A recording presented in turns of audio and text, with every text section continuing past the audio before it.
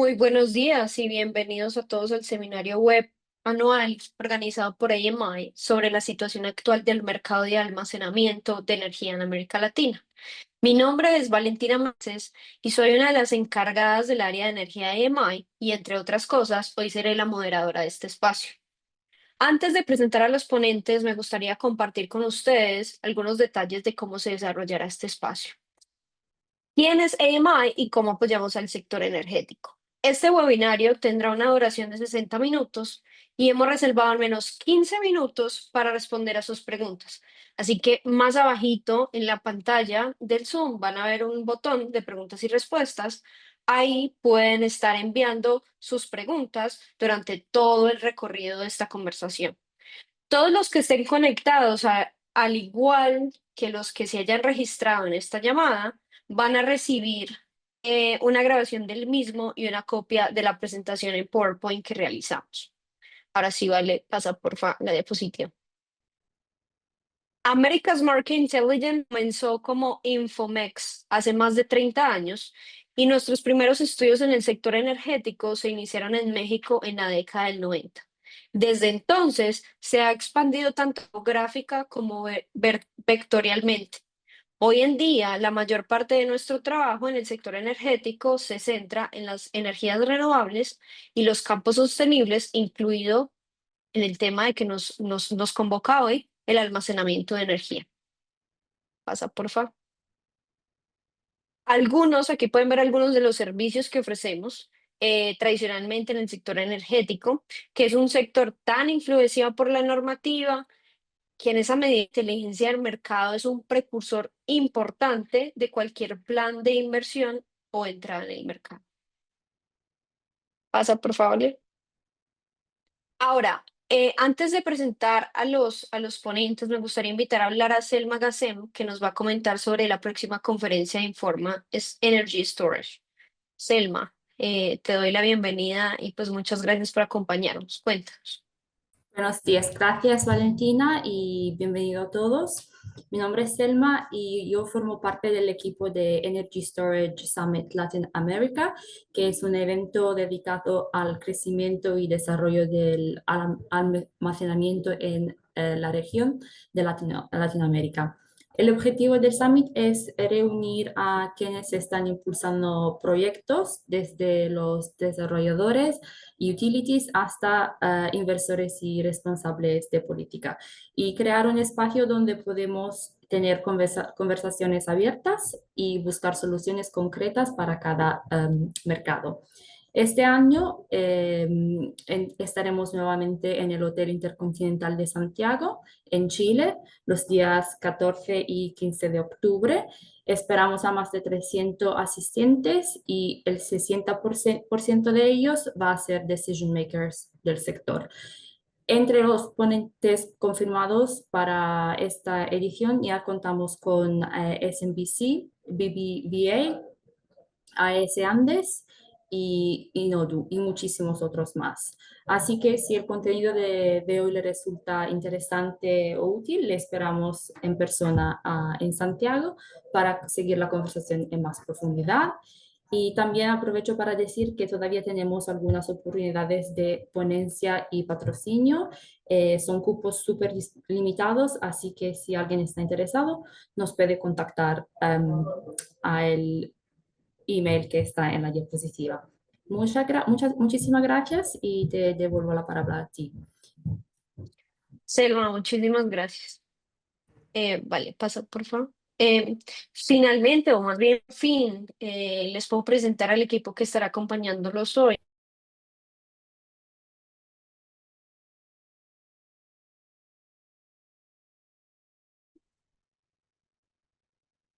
Diles a Sandra. Sandra es ingeniera química con maestría en gerencia ambiental. Cuenta con una sólida trayectoria internacional en el sector eléctrico, con más de 15 años liderando proyectos de generación de energía renovable y sistemas de almacenamiento de energía. En su cargo actual, Sandra trabaja en impulso el despliegue de baterías como habilitadores claves de la transición energética, con el objetivo de acompañar el crecimiento de energías renovables en la matriz eléctrica de los países de una manera flexible y confiable, Además de todo esto, también ayuda a impulsar la productividad del sector industrial. Sandra, bienvenida. También nos Muchas gracias. acompaña John Price, quien es el director general de EMI, que codirige nuestra práctica guía y aporta más de 30 años de experiencia como líder en inteligencia de mercado centrado en Latinoamérica. John, bienvenido. Por último, quiero agradecer el apoyo de Valentina Duque, que se encarga de la configuración técnica en Zoom y también realiza el seguimiento de la edición y distribución de los resultados de este seminario web. Cedo la palabra entonces a John Price para que nos proporcione algunos datos sobre el contexto de mercado antes de pasar a las preguntas dirigidas a Sandra.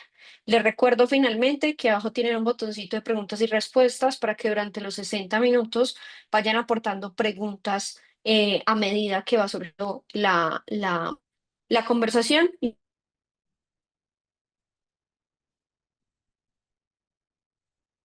la palabra ahora sí. Gracias, Valentina, y bienvenida, Sandra. De repente mi internet está fallando un poquito, entonces, en dado caso, Vale Meneses, cuento contigo para ayudarme a presentar los slides. Pero si Claro podemos que sí. pasar, yo voy a hacer una presentación contextual breve de la situación actual del mercado de almacenamiento de energía, sobre todo del BES en América Latina. Ustedes a lo mejor, los que estaban presentes en Santiago el año pasado, me escucharon hacer una presentación semejante y también hace un año tuve el gusto de, con este equipo, de presentar un webinario muy similar, también con el apoyo de Informa. Todos estamos esperando la aceleración de crecimiento del mercado, que ha sido iniciado realmente por Chile, pero el gran tamale del mercado será Brasil, que hoy en día está finalizando la creación de un marco regulatorio. Lo va a abrir la oportunidad para muchos inversionistas y también proveedores de perseguir ese mercado.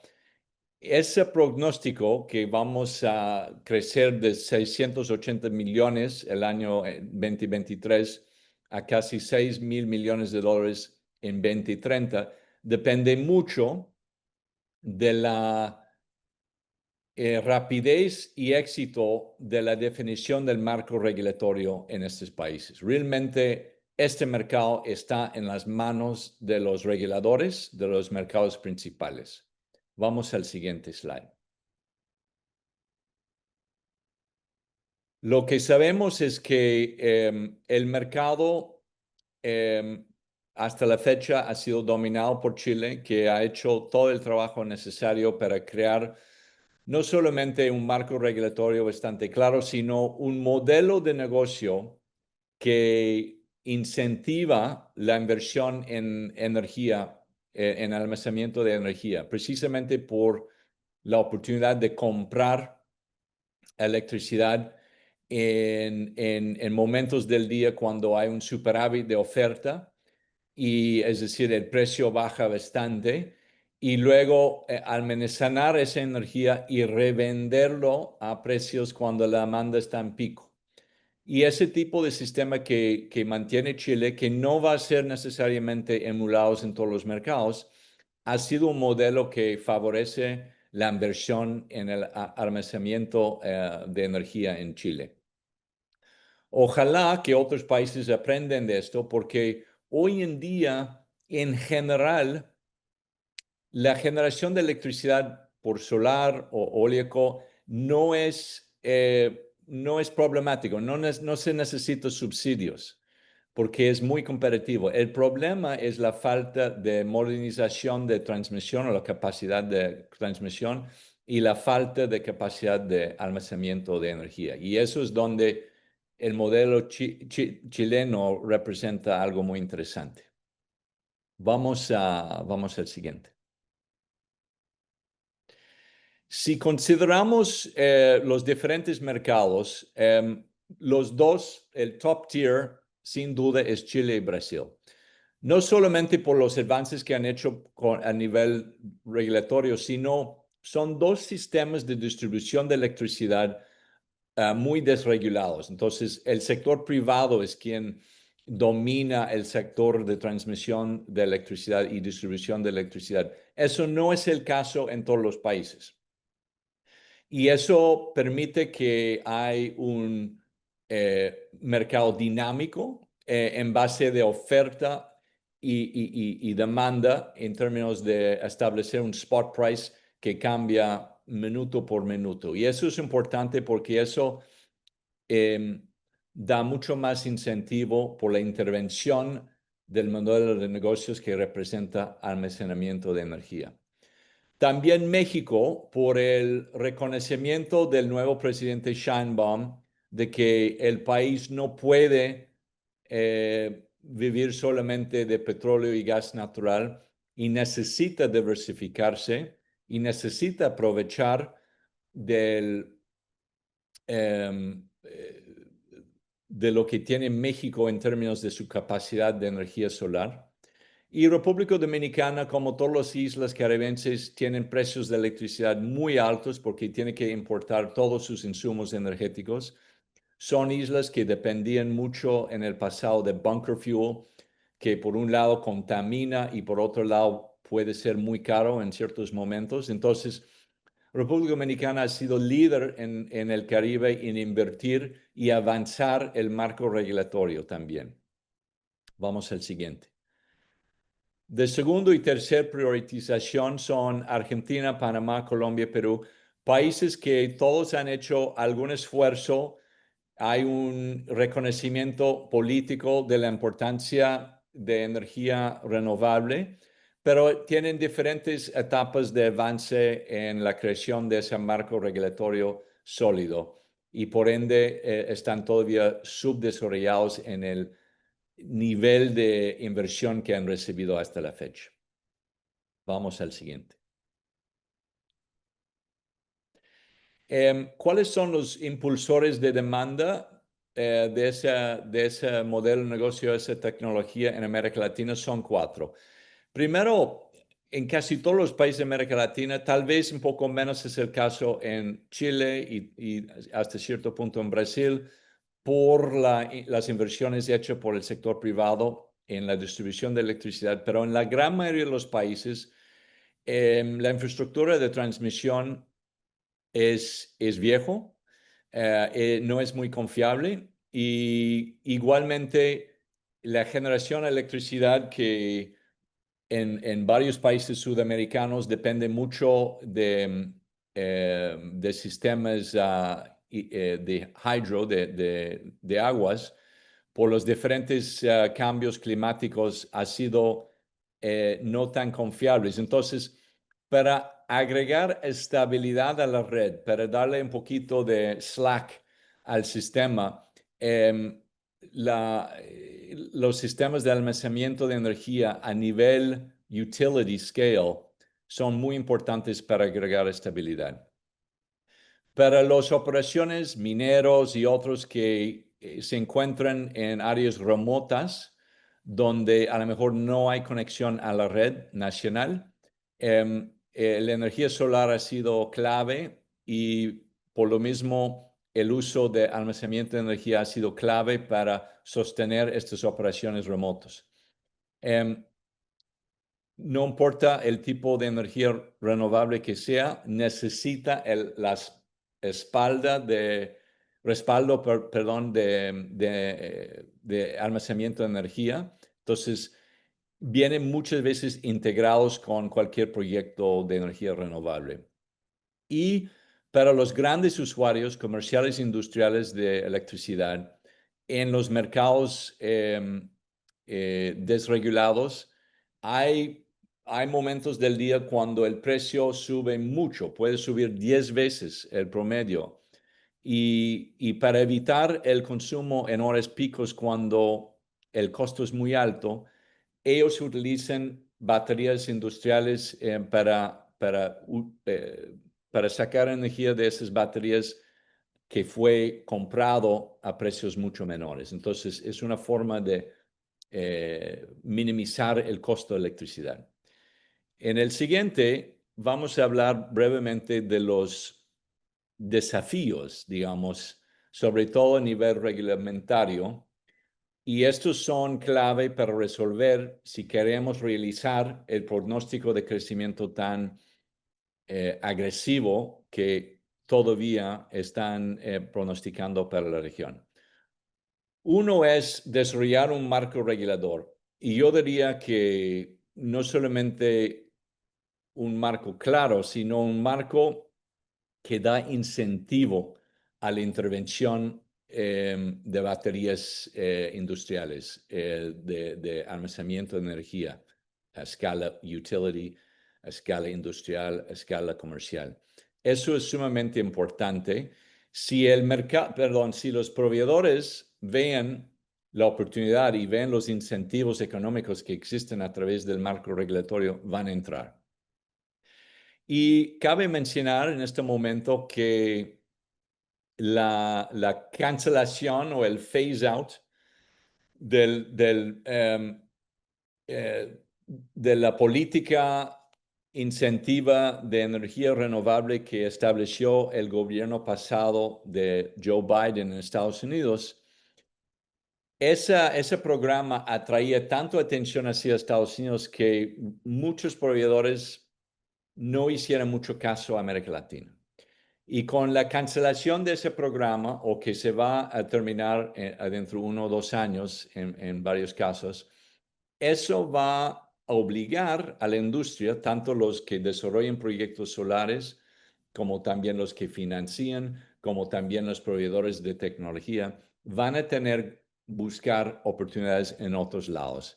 Y ahí es donde Brasil, Chile, Colombia, México pueden ser de mucho interés a estas compañías. Las normas de participación en mercado. Parte de definir el marco regulatorio es definir el papel que juega cada jugador. Entonces, ¿qué papel juegan? ¿Cuáles son las reglas de juego para cada jugador? Es importante definir. Y menciono nuevamente, el trayectorio que nosotros pronosticamos y que otros pronostican va a depender de la instalación de baterías a escala de servicio público. El sector privado sí puede generar bastante demanda, pero en muchos países el sector público juega un papel enorme en el sector energético y ellos tienen que también adoptar las normas regulatorias y el hábito de usar diferentes modelos de BESS para que crezca el sector. Bueno, con eso devuelvo la palabra a Valentina para que entramos a la entrevista que nos siga. John, muchísimas gracias por este contexto. Sandra, una de las preguntas que tenemos es, como responsable del desarrollo de negocio de Tesla en Latinoamérica, ¿qué mercados te parecen más interesantes en este momento y por qué? Bueno, buenos días a todos. Gracias por esta invitación tan especial y por tenerme acá. Bueno, lo que decía John inicialmente, coincido, los mercados más interesantes para el almacenamiento en Latinoamérica pues son Chile, México y Brasil. Chile indudablemente con una capacidad en generación de unos 37 gigavatios lidera la región con alrededor de 1.4, 1.5 gigavatios de almacenamiento ya en operación. Si a esto le sumamos las plantas que están en construcción, llegamos a unos 3 gigavatios y esto es un gran logro para la tecnología de almacenamiento en Chile. El Ministerio de Energía de Chile pues prevé que a finales de 2025 Chile tenga unos 2 gigavatios de baterías en operación, lo que veo con una visión muy positiva porque el país va en un excelente camino y creo que lo va a conseguir. La última década pues, ha sido fundamental para el crecimiento de las energías renovables en Chile. Cabe destacar que desde el 2016 Chile se ha empeñado en tener una regulación clara que incentive las energías renovables. Estamos hablando de la ley de transmisión, pero sobre todo me gustaría destacar en 2022 la creación de la ley de almacenamiento, y con esto pues se habilita la participación de las baterías standalone y se modifica el régimen de la operación de los sistemas de almacenamiento de energía. Y no solamente la regulación ha sido favorable en Chile para incentivar esta tecnología, sino también los mercados y la remuneración de este tipo de tecnología, que es el almacenamiento. Y aquí cabe destacar pues que en Chile se permite remunerar no solo la potencia de suficiencia, o sea, la capacidad, sino también el arbitraje de energía y los servicios complementarios. Estos dos puntos son claves para que un país como Chile pues sea tan exitoso en su búsqueda de incluir sistemas de almacenamiento para acompañar el crecimiento de las renovables y también el coal phase out, la descarbonización que busca el país de aquí a 2030. El segundo país interesante es México. Después voy a hablar de Brasil, John, pero México no podía dejar de nombrarlo en segundo lugar. México tiene una capacidad de generación muy grande, son unos 93 gigavatios instalados. Pero sobre todo México está atravesando una transformación muy profunda en su sector energético en general. A principios de año, la presidenta Sheinbaum anunció un nuevo plan o una reforma energética que no se ve desde 2013, donde se busca una soberanía energética, una estabilidad del suministro y justicia energética también. Vale la pena recordar que México es un país que tiene su matriz de generación muy dependiente del gas. Parte de ello, el 70% de ese gas para generación eléctrica viene de Estados Unidos. Entonces, de ahí también la importancia de buscar soluciones que ayuden a tener una soberanía energética, y esto pues se puede lograr a través de la instalación de más energías renovables y además acompañado con sistemas de almacenamiento. Me gustaría también hacer aquí un foco en el papel que tiene la Comisión Federal de Electricidad, también ahora 100% pública, donde ha publicado su plan de fortalecimiento y expansión a 2030, donde se busca que se adicionen unos 29 gigavatios de nueva generación de energía en general, con todas las tecnologías, y esto acompañado de 2.2 gigavatios de nuevo almacenamiento en el país. Esto pues abre la puerta a pensar en que México va a crecer considerablemente, va a pasar de unos 93 gigavatios a unos 130 gigavatios de generación de aquí a los próximos 5 años. Y también vamos a ver un crecimiento muy considerable en baterías. Solamente este año se han anunciado un par de licitaciones en México para baterías que suman alrededor de unos 500 megavatios. Entonces se ve que en el corto plazo México está implementando soluciones muy concretas.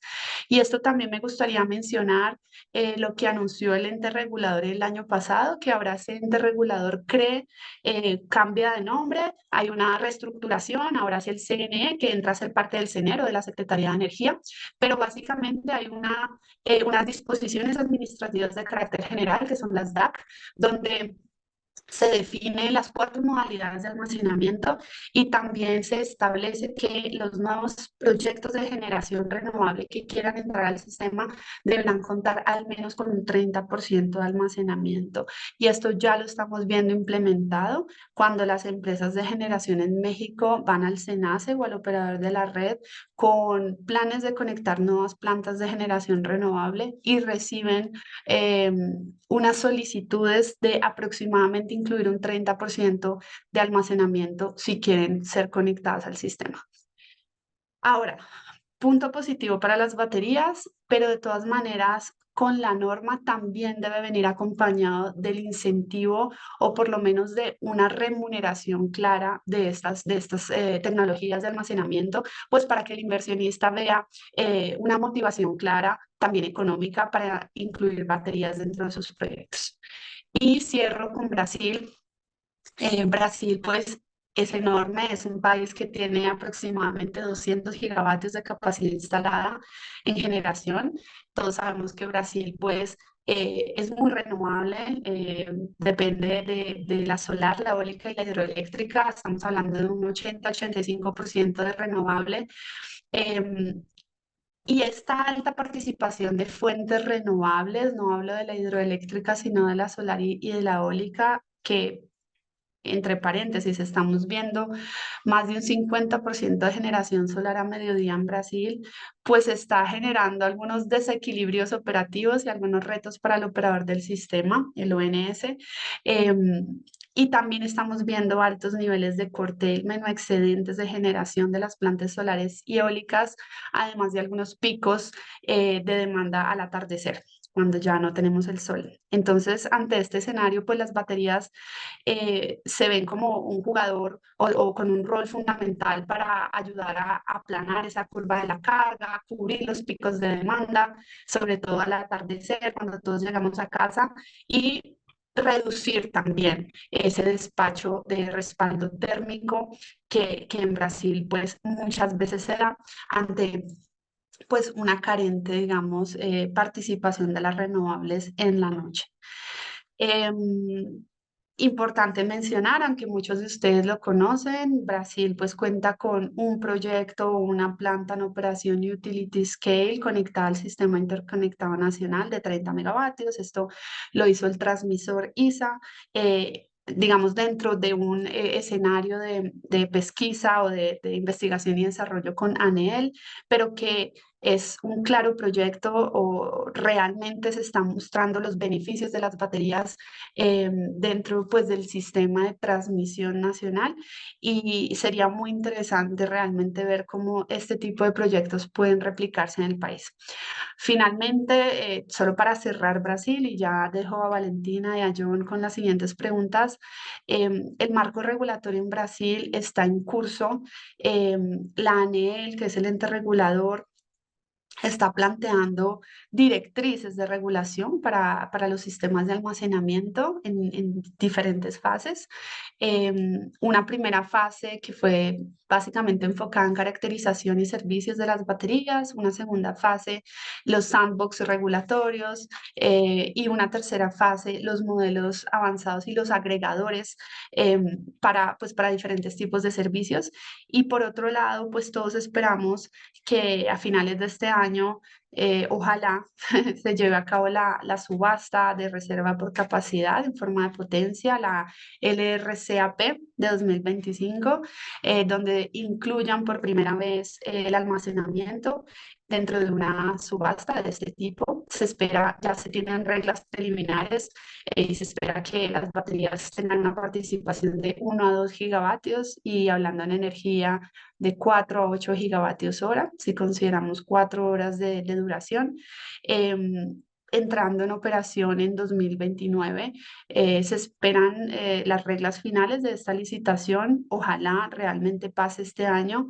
Hay un tema que está ongoing, que es básicamente la definición de la ejecución de la subasta de capacidad de térmica hidroeléctrica, pero realmente a través de la asociación que es APSAE seguimos empujando y diciéndole al gobierno: es necesario que la licitación de baterías se lleve a cabo, ojalá antes, para poder demostrar que estas baterías no solamente pueden demostrar toda su capacidad técnica, sino que también ya son competitivas si las comparamos con nuevas termoeléctricas en el país. Sandra, complementando un poco o cogiendo eso que acabas de decir en función de la regulación y de las power plants, hay una pregunta del público de Diego, que nos pregunta: ¿cómo ven la regulación en Chile, México y Brasil para habilitar modelos de virtual power plants en la región? Em, en este momento estamos, él dice, en este momento estamos testeando los primeros pilotos de BPPs en Chile, pero hay mucha restricción normativa. Ejemplo, los servicios complementarios aún no son rentables para BIS Utility en Chile.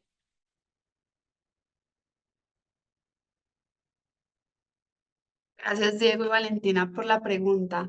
Em, realmente las baterías podrían ser, digamos, un actor muy relevante como una virtual power plant.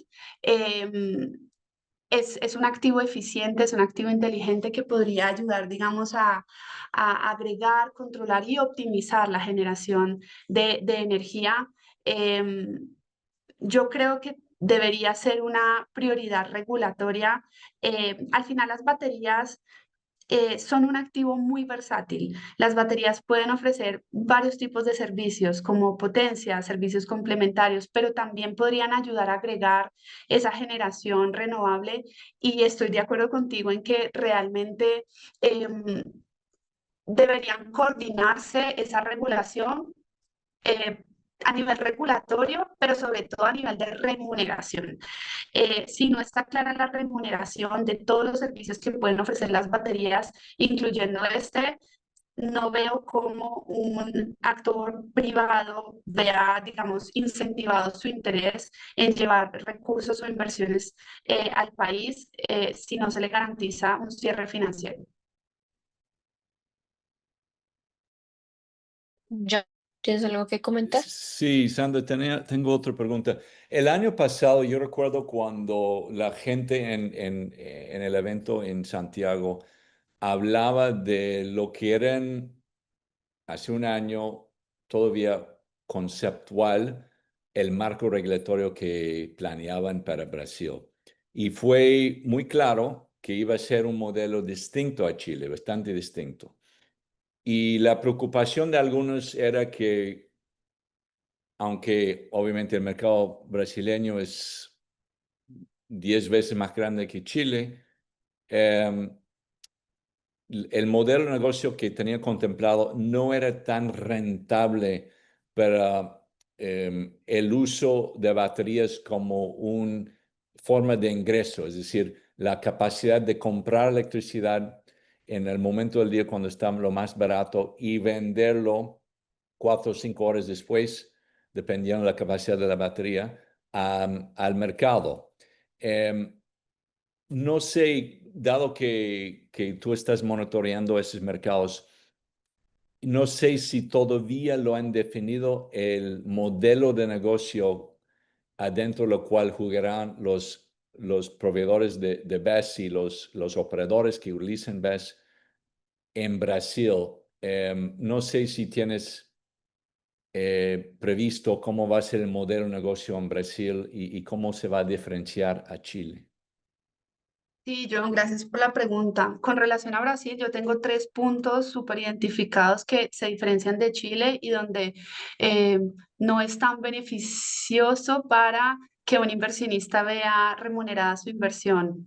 Uno, en Brasil no hay señales horarias de precio muy interesantes. Entonces, no es que carguemos las baterías por la noche y descarguémoslas en horario punta, porque realmente no hay una diferencia que te permita hacer un arbitraje de energía muy atractivo. Okay. Punto número 2, en Brasil hay mucha hidroeléctrica, diferente, digamos, a Chile. Las hidroeléctricas al final son energía confiable, ¿no? Le dan estabilidad a la red. Y por más que sea muy importante tener hidroeléctrica, y lo digo también por Colombia o Ecuador, los servicios auxiliares en Brasil son prácticamente pagos a cero, pues porque ya hoy las hidroeléctricas y las termoeléctricas lo están ofreciendo prácticamente gratis y eso ha hecho que el gobierno se acostumbre a que los servicios auxiliares no deben ser remunerados y por ende pues no vemos cómo convencer al gobierno que estos servicios hacen parte fundamental de la remuneración de una batería. Entonces no vemos cómo convencerlos que las baterías deben ser remuneradas no solo por potencia, sino también por servicios auxiliares. Y el tercer punto, muy importante, tema tributario. Brasil hoy tiene una carga tributaria para las baterías de alrededor del 70% de su CAPEX. Estamos hablando del doble de lo que debe pagar una pequeña central de generación solar. Si consideramos solamente los impuestos de importación de las baterías, que es alrededor de un 20%, el resto, 50%, es una mezcla entre impuestos federales, estatales y municipales que las baterías deben entrar a pagar. Entonces, pues con ese escenario se hace complejo porque se encarece bastante el costo de la tecnología si queremos entrar a Brasil. Ahora, Brasil es un país que protege bastante su industria nacional. Hoy cuenta con un par de actores o productores de esta tecnología locales que son integradores, pues porque al final las celdas sí que se están importando, no se están produciendo localmente, pero de todas maneras vemos que por más que tengan un rol importante local, no van a dar abasto con la demanda de almacenamiento que va a tener un país tan grande como Brasil, y también parte de los ejercicios de la Asociación de Almacenamiento de Brasil es buscar optimizar tributariamente esta tecnología y que se vuelva más atractiva. Entonces, en términos generales, para responder tu pregunta, creemos que en el corto plazo el modelo de negocio es un pago por capacidad. Por eso es muy importante que el gobierno siga adelante con su plan de lanzar esta licitación, esta subasta por reserva de capacidad con almacenamiento. De hecho, si quieren incluir y hacerla tecnológicamente neutra, adelante, pero ya que se ha hablado de solamente baterías, por favor, que se ejecute y que no siga dependiendo de la ejecución de la otra subasta, que es a partir de nueva termoeléctrica e hidro. Al final esto va muy en contravía de la tendencia global de descarbonización, entonces creemos que darle la oportunidad finalmente a las baterías de demostrar su competitividad económica es el camino correcto. Buenísimo, gracias. Ahora sí, Sandra, ¿y qué nos podrías decir también o cómo clasificarías también otros países como Colombia, Perú, Argentina o República Dominicana? De hecho, hay una pregunta muy específica que es, eh, ¿hay alguien del público, Ángela, que le gustaría conocer tu opinión sobre el crecimiento en Colombia de las BIS? Entonces, para concatenar estas dos preguntas, ¿cómo ves estos otros países y también enfocándonos un poco en Colombia, cómo ves este crecimiento de las BIS? Bueno, gracias por esta segunda pregunta. Me voy a enfocar primero en Colombia, mi país, y después vamos con otros y encantada de responder preguntas. Pues Colombia, para quien no está familiarizado, cerró en el año 2024 con unos casi 22, 21.5 gigavatios de capacidad instalada. Colombia lo predomina la generación hidroeléctrica, como hablaba de Brasil hace un momento, o Ecuador, pero esto también nos hace muy vulnerables al cambio climático. Recordemos lo que está pasando en Ecuador desde el año pasado, bastantes horas de blackout programado. Se llegó en el país a tener unos, estoy hablando de Ecuador, de unas 9 horas al día sin energía eléctrica, y Colombia estuvo muy cerca de sufrir un blackout. Lo que pasa es que empezó a llover y entonces nos salvamos nuevamente, pero somos muy vulnerables al clima. Entonces, y hablando de energías renovables no convencionales como la solar y la eólica, estamos llegando a un 10% solamente. Em, ¿Por qué? ¿Por qué tan baja participación cuando esperábamos una mayor participación de solar y eólica? En primer lugar, porque la generación eólica o el potencial eólico del país está prácticamente en el norte del país, en La Guajira. Hemos visto que a partir de problemas, sobre todo en permisos ambientales, sociales y restricciones de la zona per se, pues ha sido muy complicado llevar adelante la construcción de parques eólicos, lo que nos deja con parques solares prácticamente dando el 100% de ese 10% de participación de renovables no convencionales. Y por otro lado, también tenemos problemas de congestión en la red en el norte, donde está también mayor parte del potencial de generación solar, lo que ha imposibilitado una mayor penetración de renovables y asimismo una diversificación de la matriz para evitar seguir dependiendo del clima y que llueva o no llueva y que eso dependa nuestra generación eléctrica. Pero adicionalmente, esta alta dependencia de la hidroelectricidad y la necesidad que les acabo de contar sobre diversificar la matriz y aumentar la flexibilidad operativa del sistema, especialmente pues en fenómenos del niño que estamos viendo cada vez más duros, es que los sistemas de almacenamiento pues se empiezan a posicionar también como una forma de mejorar la seguridad energética del país y pues también para facilitar la entrada de más energías renovables. ¿Qué más les puedo contar de Colombia? En Colombia el marco regulatorio es incipiente, si bien ya tenemos una regulación en firme, que es la resolución CREC 098 de 2023, es un buen punto de partida para que se empiecen a reconocer estas baterías como un agente independiente dentro del mercado eléctrico colombiano. Y establece también que las baterías pueden prestar una serie de servicios como respaldo, regulación primaria o secundaria de frecuencia. De todas maneras, si bien es un paso importante en la regulación de Colombia, pues no es suficiente. Al final, esta regulación lo que hace es habilitar las baterías como un uso para mitigar limitaciones en la capacidad de la red, es decir, para cubrir estos cuellos de botella. Y pueden ser vistas como una solución muy temporal a estos problemas de restricción en la red. Y esto pues limita muchísimo pues la escalabilidad y el uso de estas baterías para otro tipo de servicios que son los servicios auxiliares. De todas maneras, pues vemos con ojos muy positivos el anuncio de la UCME o el Planeador de Colombia en diciembre del año pasado con una expansión, un plan de expansión en la transmisión 2024-2038, donde se incluye pues por primera vez las baterías dentro de este plan y se han identificado algunos puntos estratégicos donde las baterías podrían entrar a descongestionar las redes y a su vez evitar pues hacer upgrade a las redes o a las subestaciones o por lo menos temporalmente instalar baterías en estos puntos congestionados mientras las redes llegan.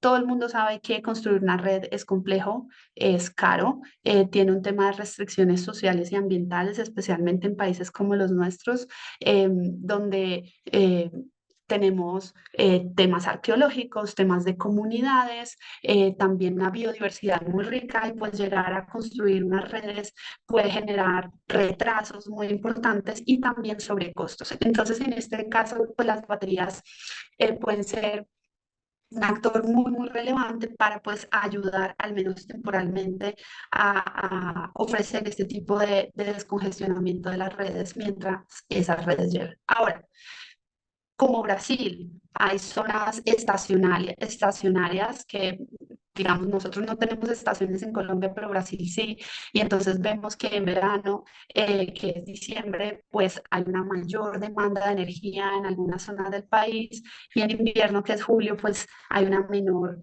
demanda. Entonces, en algunos países donde hay una demanda estacional, pueden ser útiles las baterías y abortar la idea de hacer respaldos a la red, pues porque se van a crear activos varados en el tiempo. Así que puede ser que las baterías puedan ser una solución mucho más factible para evitar reforzar la red en algunos casos.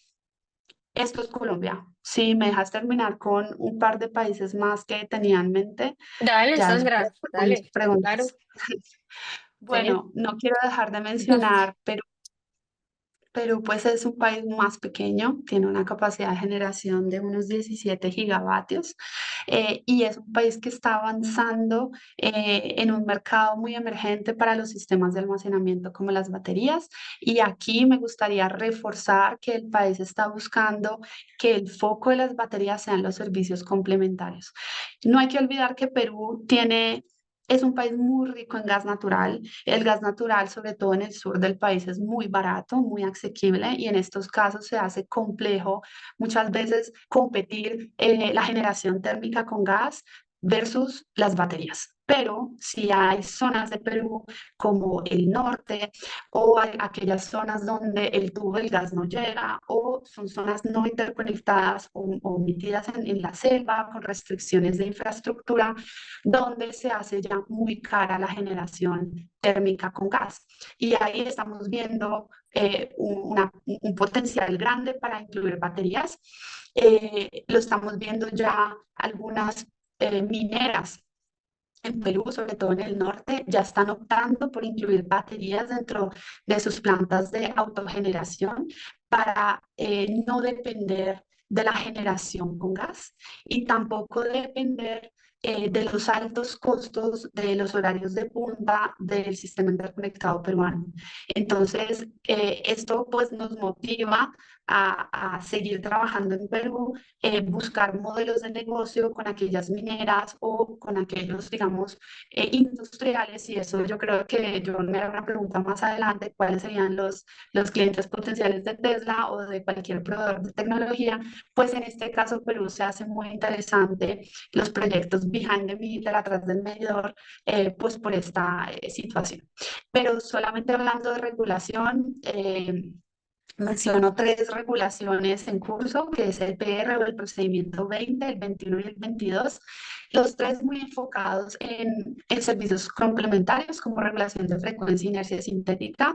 El 20, por ejemplo, que fue aprobado por Ocinervin, habla que todas las plantas de generación, ahora no solamente las térmicas y tampoco solo las hidroeléctricas, sino también las solar y eólicas, se les va a empezar a exigir aporte de inercia al sistema eléctrico interconectado nacional. Y pues esa inercia, si bien no se menciona explícitamente las baterías, pues más o menos deja entrever que las baterías pueden jugar un rol muy, muy importante. Ahora, la inercia sintética, solamente con eso no se paga una batería. Entonces, si le sumamos el PR21 y el 22, que ya nos empieza a hablar de la regulación primaria y secundaria de frecuencia, donde se está buscando ampliar la exigencia de este servicio complementario a más tecnologías de generación, como las renovables, solar y eólica, nuevamente, pues esto sí que deja la puerta abierta para que las baterías empiecen a colectar un poco más de ingresos y se vuelvan competitivas.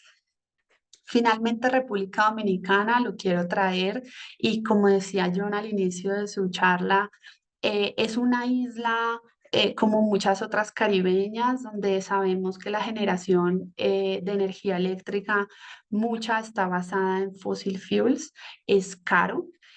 Normalmente, y también Puerto Rico es otro ejemplo importante, tienen una red inestable, donde se ven, digamos, blackout constantes. Así que las baterías entran a jugar un papel muy, muy relevante. Hablando puntualmente de República Dominicana, estamos hablando de casi unos 6 gigavatios de capacidad instalada en el país, pero lo que nos motiva muchísimo a estudiar República Dominicana es que se espera un incremento exponencial en la demanda de energía eléctrica en la isla. Están hablando el gobierno de duplicar su demanda de aquí a 2036, y pues esta demanda va a exigir entre unos 3 a 4 gigavatios más de capacidad, y vemos cómo las baterías en este caso pues van a jugar un rol muy, muy relevante. Esta licitación que ha sido anunciada recientemente de 500 a 600 megavatios de potencia para incluirse al sistema en renovables, y 1.2, si no me equivoco, de gigavatios hora de almacenamiento, pues empieza a generar mucha atracción al sector privado, poder entender cómo las baterías se pueden incluir, especialmente a las solares fotovoltaicas, que también se les están exigiendo más de 20 megavatios de capacidad, pues incluir baterías. Así que creemos que hay un ambiente muy favorable en República Dominicana para que las baterías empiecen a jugar un rol fundamental. Así que estos son un poco los países que quería traer a colación. No quiero olvidar Argentina. Argentina, pues todos sabemos, ha anunciado una licitación de unos 500 megavatios de almacenamiento. Ahora, a finales de este mes o el próximo, tendremos resultados. Estamos muy curiosos de ver los planes de Argentina para incluir baterías en su sistema, donde también todos podamos aprender un poco de ese caso tan interesante.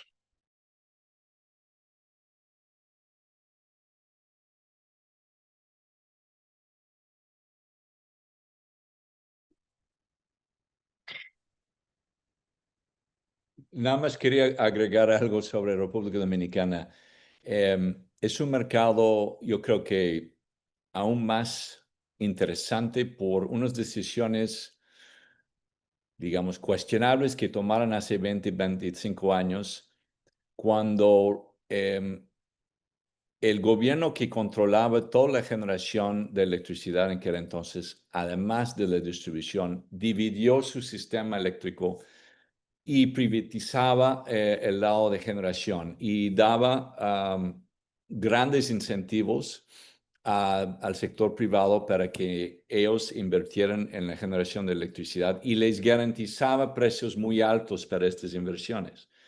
porque como generador estás muy dispuesto a un mercado cerrado, ¿no? Una isla, no hay posibilidad de vender su electricidad más allá de la isla. Entonces, para atraer esa inversión, el gobierno tenía que mantener un precio bastante elevado de compra y garantizarlo.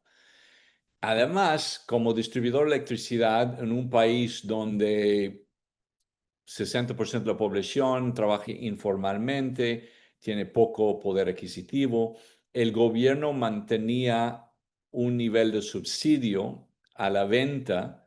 Entonces, cada año el gobierno de la República Dominicana realiza una pérdida enorme para sostener este modelo de electricidad en su país.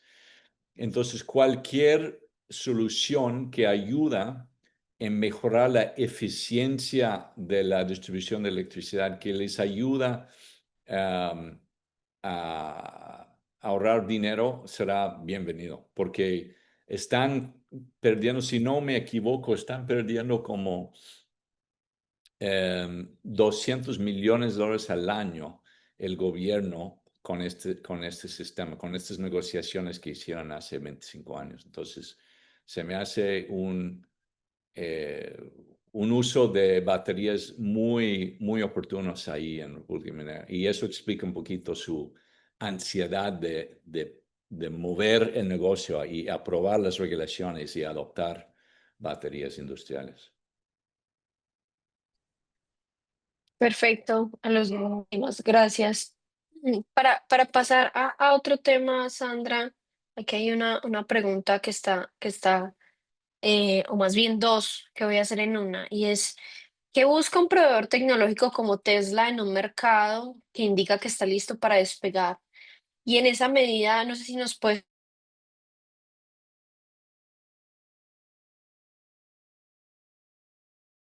si es posible, y entonces sí nos gustaría que nos compartieras un poco sobre Tesla en este mercado, en esta región. Valentina, hubo un momento en que te perdí, te escuché la primera pregunta de qué necesita alguien como Tesla para entrar a un mercado y la segunda que ahí se Ujú. fue.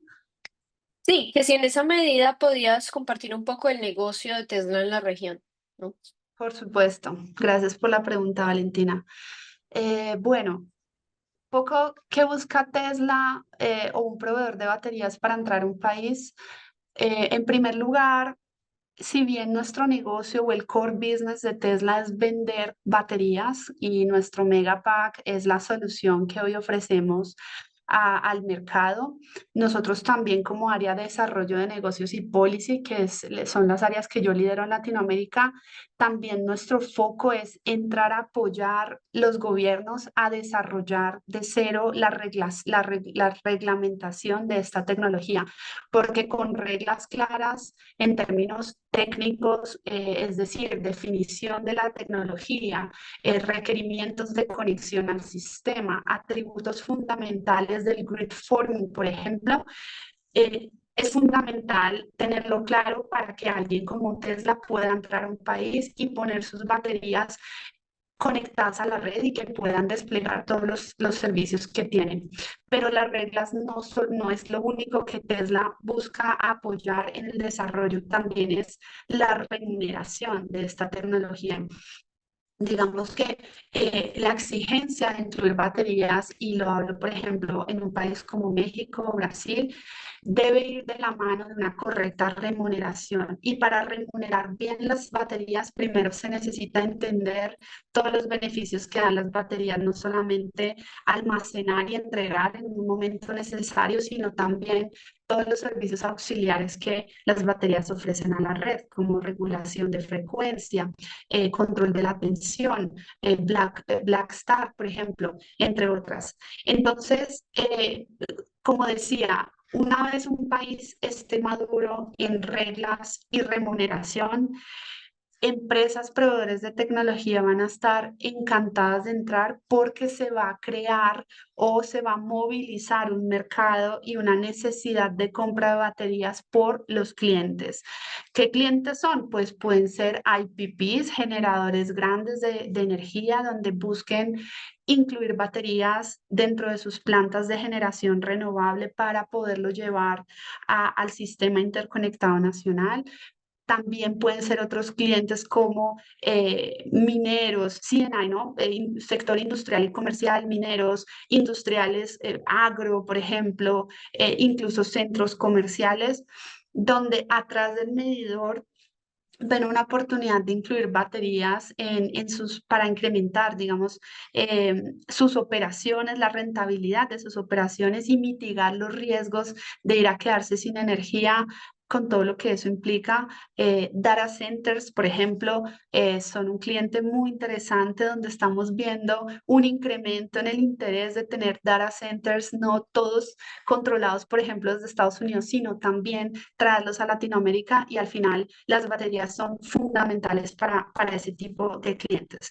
Entonces, ¿qué busca Tesla? ¿Qué busca un proveedor de tecnología? Reglas claras, remuneración clara de los servicios de almacenamiento para que no solamente puedan conectarse a la red, sino también ser remuneradas correctamente, y eso atraiga mayor inversión para los países. Sandra, ¿y es posible que en esa medida Tesla sea capaz de participar en sandbox regulatorios que ayuden a abrir el mercado? Claro que sí. Los sandbox regulatorios son, creemos, una plataforma muy interesante, fundamental para que algunos países donde la tecnología es nueva se empiece a crear confianza en las baterías. Lo mismo pasó en Brasil hace 15 años con las energías renovables, con la solar y la eólica, y hoy vemos que hay una penetración enorme, y todo empezó a partir de un sandbox regulatorio. La batería de 30 megavatios que tiene ISA instalada en Brasil se creó a partir de un sandbox. Entonces, nosotros creemos, y de hecho trabajamos día a día con los gobiernos, estamos involucrados con los operadores de sistema de los principales países en Latinoamérica, enseñando un poco sobre los atributos de grid forming, que hoy en día es un atributo muy apreciado de las baterías Tesla, y es cómo hacer que una batería pueda trabajar en forma isla, es decir, que no sea afectada por lo que le pasa a la red, y que al contrario, ayuda a estabilizar cualquier perturbación a la red para evitar algún tipo de blackout, como lo que vimos a inicios del año en Chile o hace un par de meses en la península ibérica.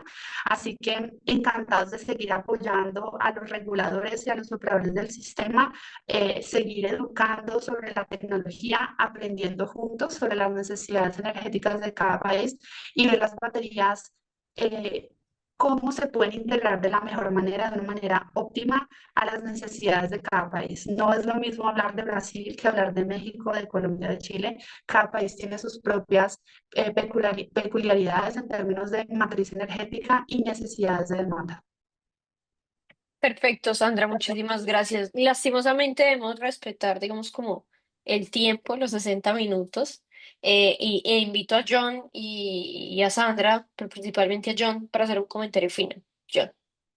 Pues más que nada yo quería dar nuestro agradecimiento a Sandra. Sandra, es un gran placer escucharte. Se nota esta visión tan global que tienes de la industria, pero tu capacidad de hablar muy detalladamente de cada mercado, de cada situación, de la lógica atrás del desarrollo de cada marco regulatorio que toma cada país, las razones por esto, entender también la economía de cada modelo de negocio y qué papel puede jugar Tesla y otros proveedores. La verdad es impresionante. Lo agradecemos mucho y yo sé que la audiencia también lo agradece. Invito a todo el mundo de seguir esa charla en octubre en persona en Santiago. Yo soy testigo del valor de este evento donde, bueno, nos conocimos el año pasado, Sandra, es un evento que realmente me impresionaba el nivel de ponencia que ellos reclutan, el nivel de detalle y el nivel de transparencia con lo cual la gente hablaba de la industria. Es una industria muy unida porque saben que la potencial es enorme y el gran desafío son los obstáculos regulatorios que todavía existen en cada país. Entonces, es un evento que realmente vale la pena porque ahí están los reguladores, ahí están los proveedores, ahí están los inversionistas, está todo el ecosistema de la industria. Entonces, les invito a participar en ese evento y bueno, Sandra, nuevamente muy agradecido por tu participación hoy. No, ustedes, muchas gracias por la invitación. Encantada de poder aportar un granito de arena a esta nueva industria en Latinoamérica, que no es una nueva tecnología, pero está llegando para quedarse, es el futuro. Solo una pequeña cuña publicitaria, y creo que algunos lo preguntaban en el chat, Tesla está presente en Latinoamérica desde la fabricación de los equipos. Hoy tenemos 2 fábricas, una en California, otra en Shanghai. Tenemos 80 gigavatios hora año de capacidad de producción. Esos son unos 20.000 megapacks produciéndose para atender al mercado global. Encantada de continuar las conversaciones. Dejo súper a disposición mi correo electrónico, mi teléfono. Quien quiera profundizar las conversaciones, aquí estoy. Me encantaría conocer un poco más sobre sus necesidades puntuales y cómo Tesla puede apoyarles un poco más en sus necesidades. Y bueno, seguir creando comunidad es lo importante. Sandra, John, muchísimas gracias. Les recuerdo a todos que recibirán una grabación de este seminario en un plazo de 3 a 4 días hábiles y les agradezco de nuevo por presentarse, por sus preguntas. Lastimosamente no pudimos responderlas todas, pero como Sandra queda en el loop para que puedan contactarla y hablar un poco más o profundizar los temas que les queden en duda. Y pues nada, nos vemos en octubre. John, Valentina, Selma, Sandra, muchísimas gracias.